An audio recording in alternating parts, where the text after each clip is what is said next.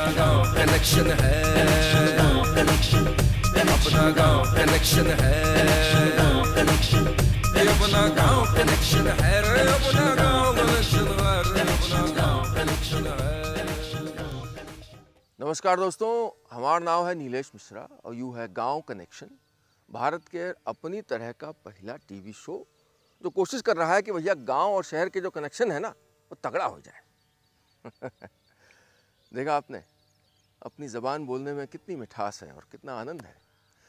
तो दोस्तों, हमारी ये कोशिश है कि गांव कनेक्शन जो हमारा गांव से रिश्ता है, जो कि कहीं ना कहीं थोड़ा ढीला पड़ता जा रहा है, उसको थोड़ा टाइट किया जाए, मजबूत किया जाए।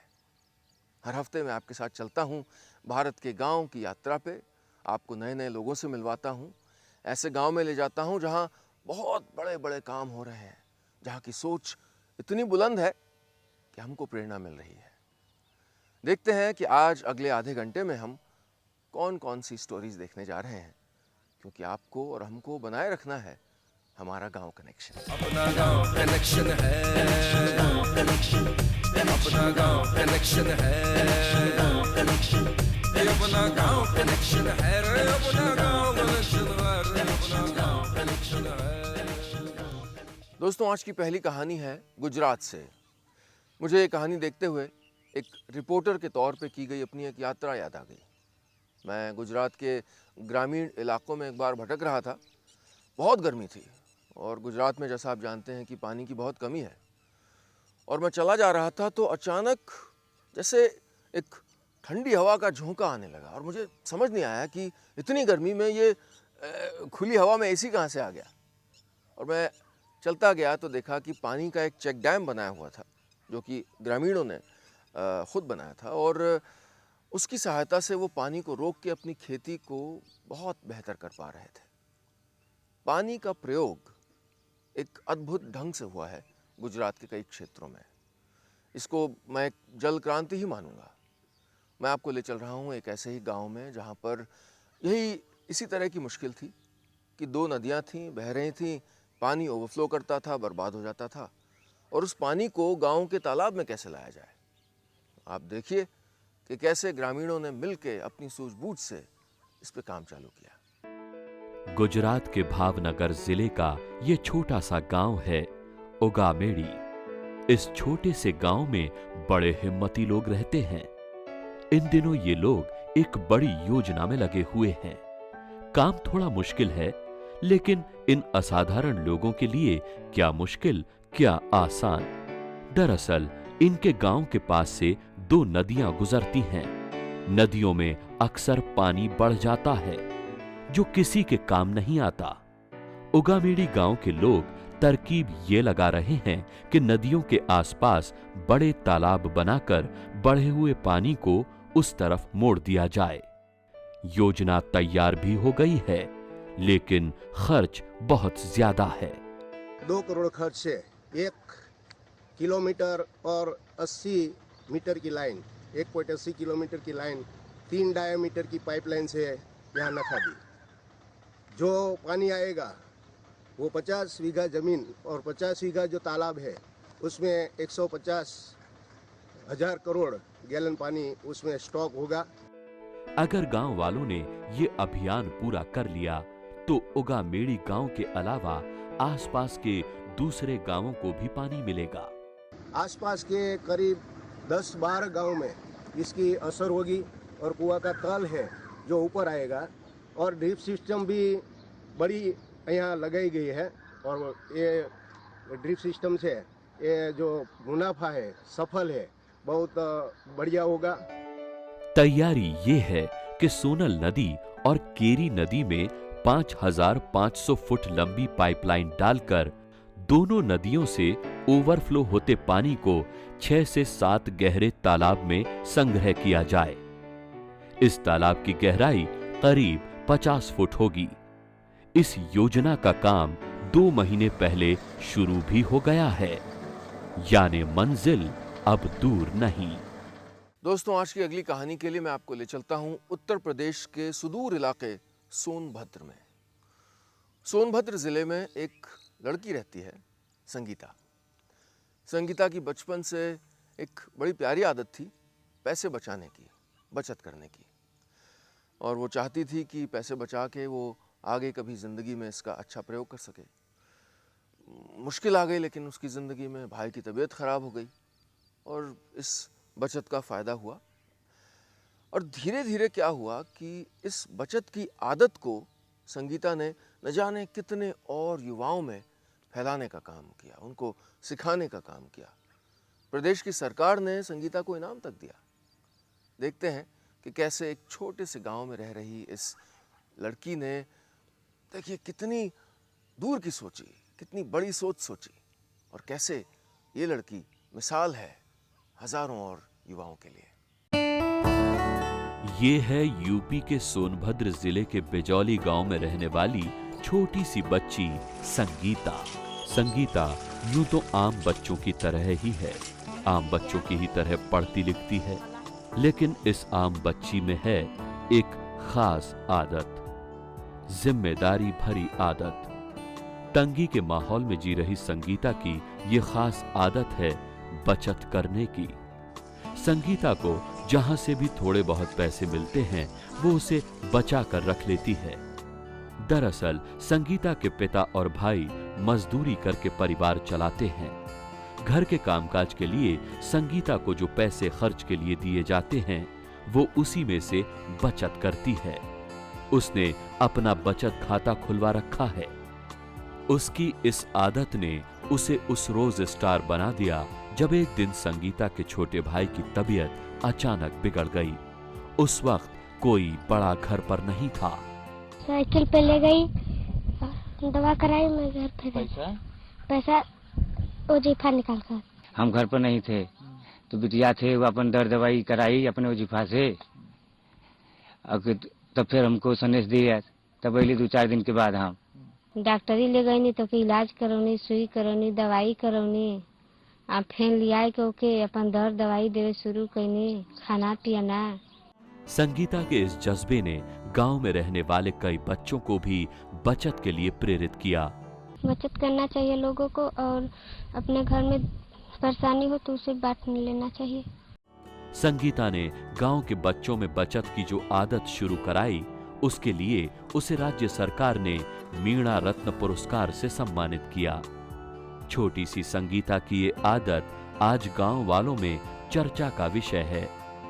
हर किसी को लगता है कि संगीता उनके गांव की स्टार है। बचत की उसकी कमाल की आदत की वजह से लोगों ने उसे एक नया नाम दिया है, सेविंग गर्ल। सोनभद्र के बिजौली से गांव कनेक्शन टीम की रिपोर्ट। गांव कनेक्शन में वक्त है एक छोटे से ब्रेक का। ब्रेक के बाद आपको ले चलूंगा मध्य प्रदेश के सतना जिले में, जहां पर एक बड़ी दिलचस्प कहानी आपको दिखाऊंगा। अपना गांव कनेक्शन है, अपना गांव कनेक्शन है, अपना गांव कनेक्शन है रे, अपना गांव कनेक्शन है रे, अपना गांव कनेक्शन है।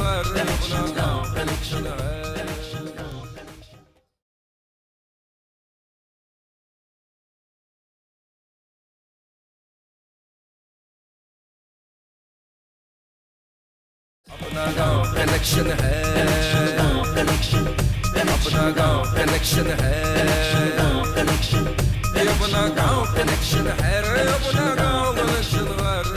गांव कनेक्शन है। ब्रेक के बाद स्वागत है आपका गांव कनेक्शन में। दोस्तों, अगली कहानी के लिए आपको मैं ले चल रहा हूं बुंदेलखंड। बुंदेलखंड का गायों से बहुत गहरा रिश्ता रहा है, और ये रिश्ता थोड़ा सा प्लस माइनस भी रहा है, क्योंकि एक तरफ तो गायों ने बहुत से लोगों को व्यवसाय का एक कारण दिया है, कमाई दी है, लेकिन एक वक्त के बाद जब ये जानवर काम के नहीं रहते दूध उत्पादन के, तो इनको छुट्टा छोड़ दिया जाता है। ये एक बड़ा त्रासद पहलू है, बड़ा दुखदाई पहलू है इस पूरी कहानी का। लेकिन चित्रकूट ज़िले में दीनदयाल शोध संस्थान में एक ऐसा प्रयोग किया गया कि इन्हीं छुट्टा जानवरों को वहाँ पे लाया गया, उनकी देखभाल की गई, और अब गौमूत्र का प्रयोग किया जा रहा है। दूध की बिक्री से ज़्यादा आमदनी हो रही है इसमें। देखते हैं कि क्या प्रयोग चल रहा है, और ये भी आपको बताना चाहूँगा कि ये जो स्टोरी है इसके बारे में हमको पता चला तब जब हमने ऐसी ही एक और स्टोरी दिखाई थी आपको हाल में। बांदा, चित्रकूट, हमीरपुर, महोबा और सतना, बुंदेलखंड के इन सभी जिलों में सूखे और पथरीली जमीन के अलावा एक चीज और कॉमन है, वो है अन्ना प्रथा। अन्ना यानी छुट्टा घूमने वाला जानवर। बुंदेलखंड में ऐसे लाखों जानवर आपको सड़क और खेतों में घूमते नजर आ जाएंगे। इन सब में सबसे ज्यादा संख्या गायों की होती है, लेकिन मध्य प्रदेश के चित्रकूट धाम की ये गायें बिल्कुल अलग हैं। गौवंश विकास एवं अनुसंधान संस्थान की गौशाला और यहाँ की गाय क्यों खास हैं? चलिए ये बात गौशाला के वैज्ञानिक से ही जान लेते हैं। गाय जब तक जीवित है तब तक 10-12 लीटर प्रतिदिन गौमूत्र देती है। अगर उस गौमूत्र का, गोबर का और जो दूसरे जड़ी बूटियों को मिला के जो उत्पाद बन सकते हैं, अगर उसको ढंग से हम प्रोसेस करते हैं तो गाय आजीवन हमारे लिए लाभकारी होगी और हमारे लिए उपयोगी सिद्ध होगी। वास्तव में समाज में जो दूध देने तक ही गाय की सेवा करते हैं, इसके बाद में छोड़ देते हैं, ये बड़ा दुखद विषय है। हम लोग ये मानते हैं कि गाय सिर्फ दूध देने के आधार पर अगर उसका आकलन करेंगे तो वो गलत होगा। दूध के साथ में गाय तो गोबर भी देती है, गाय बछड़ा भी देती है, और जब तक गाय जिंदा रहती है बहुमूल्य गोबर और गौमूत्र देती है। इस गौशाला में 14 देसी नस्ल की गायों को मिलाकर 174 गौवंश हैं। यहाँ देश के कोने कोने से गायों को लाकर उनका संरक्षण किया जा रहा है। पंजाब की साहिवाल हो या गुजरात की गीर, राजस्थान की राठी हो या फिर केरल की बेचूर, इस गौशाला में दूध 24 रुपए लीटर और गौमूत्र 140 रुपए लीटर की दर पर बिकता है। गायों के गोबर से यहाँ पर खाद और गैस भी बनाई जाती है, जिससे कई घरों में चूल्हा जलता है। डॉक्टर शर्मा की माने तो बुंदेलखंड में अन्ना प्रथा को खत्म करने के लिए गायों की नस्लों का सुधारा जाना जरूरी है। नस्ल बिगड़ने से गायों की दूध देने की क्षमता कम हो गई है और वो किसानों पर बोझ बन गई हैं। हमारे यहाँ शुद्ध नस्ल जो धीरे धीरे करके देश में ख़त्म होती जा रही हैं, वर्तमान में 60 में से 24 नस्ल ही बची हैं, उसमें से 4 नस्ल और ख़त्म होने वाली हैं।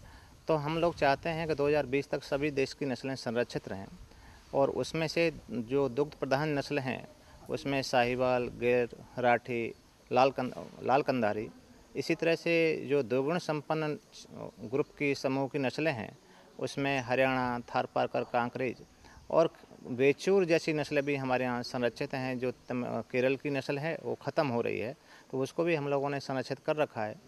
पिछले साल दूध, गौमूत्र, पंचगव्य के उत्पादों को बेचकर गौशाला को 45 लाख की कमाई हुई थी। डॉक्टर शर्मा बताते हैं कि इस गौशाला की सफलता को देखकर कई लोग ये मॉडल अपना रहे हैं। अकेले चित्रकूट धाम में आधा दर्जन से ज्यादा गौशालाएं हैं। किसान यहां से गाय ले जाकर अपनी डेयरी खोल रहे हैं। सरकार भी दूध उत्पादन को बढ़ावा देने के लिए किसानों की मदद कर रही है। जानकारों का मानना है कि देसी नस्ल की एक गाय आदमी के जीवन भर का खर्च उठा सकती है। गांव कनेक्शन के लिए चित्रकूट धाम से कैमरामैन अजय के साथ अरविंद शुक्ला की रिपोर्ट। लौटता हूँ थोड़ी देर में और मैं आपको ले चलूँगा अहमदाबाद, जहाँ पर हमारे हर्बल एक्सपर्ट डॉक्टर दीपक आचार्य कुछ नई ज्ञान की बातें बताएंगे। अपना गांव कनेक्शन है, अपना गांव कनेक्शन है, अपना गांव कनेक्शन है रे, अपना गांव कनेक्शन है रे, अपना गांव कनेक्शन है।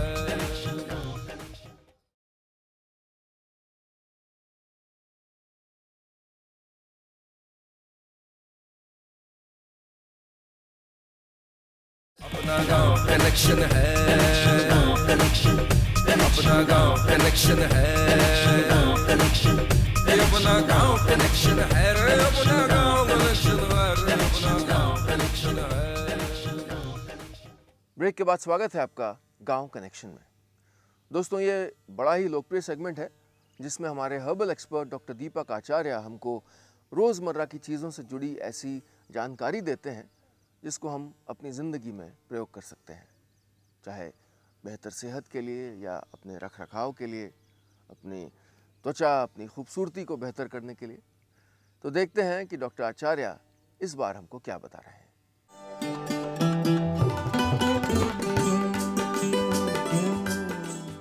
इस वक्त मैं जिस पेड़ के नज़दीक खड़ा हूँ वो एक जामफल का पेड़ है। जामफल हालांकि इस समय छोटे छोटे हैं, लेकिन जैसे ही जामफल परिपक्व होने लगेंगे, लगभग पकने की स्थिति में होंगे, तब इसके असली औषधीय गुणों की जो चर्चा करी जाए तो ज़्यादा अच्छा होता है। हम बताना चाहेंगे आपको कि इसके जामफल जब पकने की स्थिति में होते हैं उस समय इन्हें भूना जाए और भून के इसे खाया जाए। कितनी भी पुरानी खांसी हो या कुकर खांसी हो वो ख़त्म हो जाती है। इसकी पत्तियों की बात करूं तो पत्तियों को कम से कम 2 पत्तियों को रोज़ सवेरे जो लोग चबाते हैं, शुगर की जिसे शिकायत हो, मधुमेह की शिकायत हो, उन्हें आराम मिलता है। पके हुए जाम के बारे में आप सभी जानते हैं, लैक्सेटिव होता है यानी विरेचक प्रवृत्ति का होता है। जिन्हें कॉन्स्टिपेशन या पेट दर्द या पेट में कब्जियत या गैस की शिकायत हो उन्हें पके फल खाने चाहिए। और इसके अलावा इसकी छाल की बात करें, इसकी छाल के अंदर में भी टैनिन रसायन पाया जाता है जो कि घाव को सुखाने के लिए बड़ा एक नामी एक रसायन है। इसकी छाल के चूर्ण को घावों पे लगाया जाए तो घाव सूखने लगते हैं। इसके अलावा छाल के चूर्ण या पत्तियों के चूर्ण को सुखा के जो पत्तियों का जो चूर्ण होता है उसे मुंह में लगाएंगे तो छालों की जो समस्या होती है उसे भी आप अलविदा कर सकते हैं।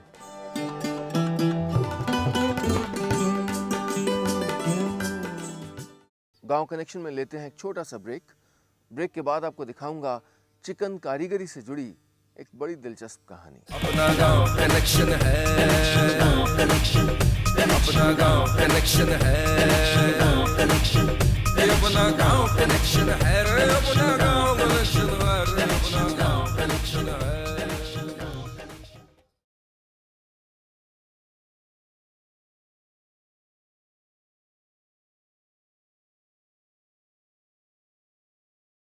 अपना गांव कनेक्शन है, अपना गांव कनेक्शन है, अपना गांव कनेक्शन है रे, अपना गांव कनेक्शन है रे, अपना गांव कनेक्शन है। ब्रेक के बाद स्वागत है आपका गांव कनेक्शन में। दोस्तों, जैसा आप जानते हैं कि मैं लखनऊ से हूँ और मैं न जाने कितने वर्षों से जब भी घर वापस आता हूँ और यहाँ से जब जा रहा होता हूँ वापस तो मेरे मित्र कहते हैं कि भाई कुछ चिकन का कुर्ता ले आना। अगर महिला मित्र हैं तो उनको सूट चाहिए, पुरुष मित्र हैं उनको कुर्ते पजामे चाहिए। तो लखनऊ की जो चिकनकारी है वो दुनिया भर में मशहूर है।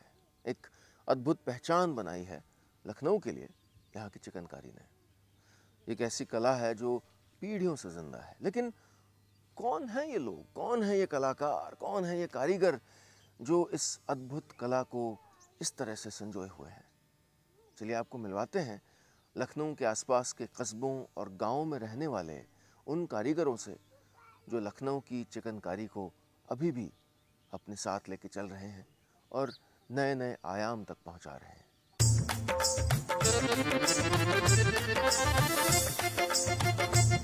लखनऊ का नाम आए और चिकनकारी का जिक्र ना हो, ये हो ही नहीं सकता। नवाबों के इस शहर में बने चिकन के कपड़े दुनिया भर में मशहूर हैं। पुराने लखनऊ का चौक इलाका चिकन की थोक मंडी है।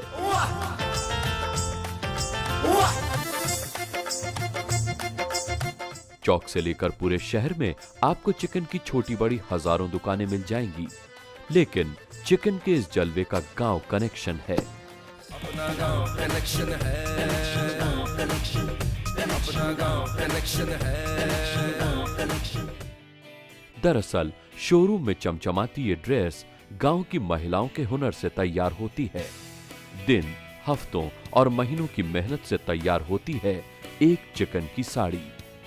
लखनऊ के इर्द गिर्द कई सौ किलोमीटर के दायरे में सैकड़ों गांवों में सुई धागा लेकर कपड़ों पर कसीदाकारी करती ऐसी महिलाएं अक्सर दिखी जाती हैं।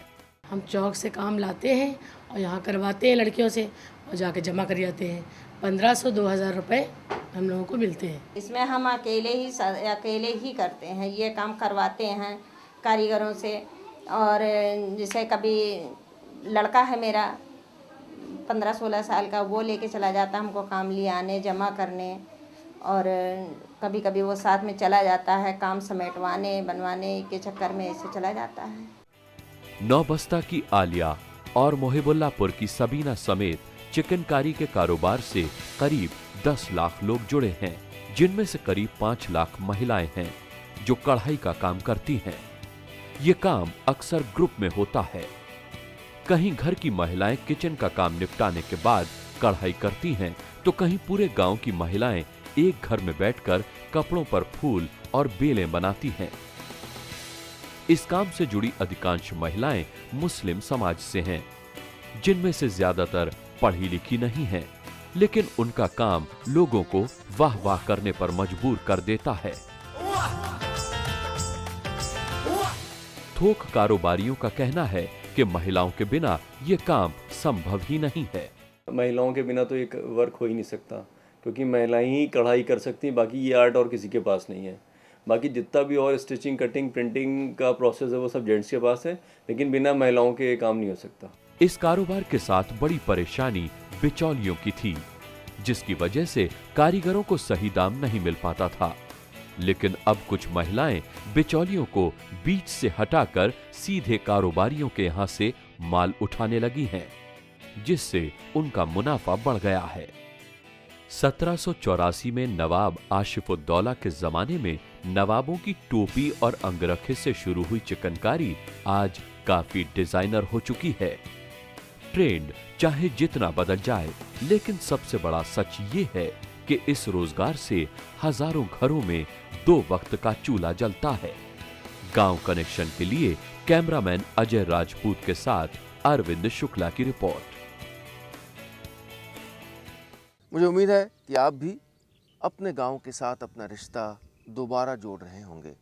हमारे शो से कुछ ऐसे ख्याल आपके मन में आ रहे होंगे जो शायद आपने कहीं शहर के शोर में छुपा दिए थे, भुला दिए थे। कोशिश करिएगा कि आपका अपना गांव कनेक्शन फिर से ज़िंदा हो, फिर से कायम हो जाए। और अगर आप गांव में रहते हैं तो मुझे यकीन है कि आप भारत के और गांव में हो रहे इतने अद्भुत विकास के बारे में जान के कुछ नया सीख रहे होंगे, कुछ नया जान रहे होंगे।